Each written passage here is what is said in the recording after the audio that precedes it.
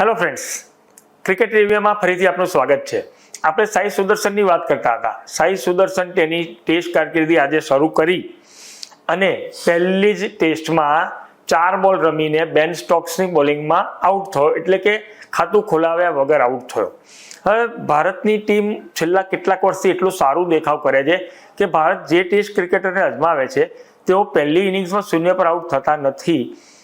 કેમ કે 2011-12માં છેલ્લે ઉમેશ યાદવ અને રવિચંદ્રન અશ્વિન વેસ્ટ ઇન્ડિઝ સામે ફિરોઝશા કોટલા ઉપર તેમની ટેસ્ટની પ્રારંભ કર્યો ત્યારે 0 પર આઉટ થયા. એ પછી 2025 સુધીમાં એવો કોઈ ક્રિકેટર નથી જે તેમની કારકિર્દીના પહેલી જ ઇનિંગ્સમાં 0 પર આઉટ થયો હોય.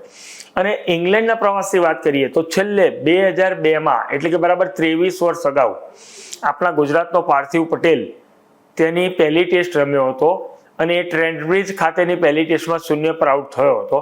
એટલે છેલ્લા 23 વર્ષમાં ઇંગ્લેન્ડના પ્રવાસે ગયેલી ભારતીય ટીમમાં કોઈ ખેલાડી ડેબ્યુ કરે અને 0 પર આઉટ થયો હોય તેવો આ પ્રથમ કિસ્સો છે. બોલો, આ વાત સુદર્શનની થઈ. આવી જ બીજી વાત લઈને ફરી આપણે મળીશું. ત્યાં સુધી રજા આપશો.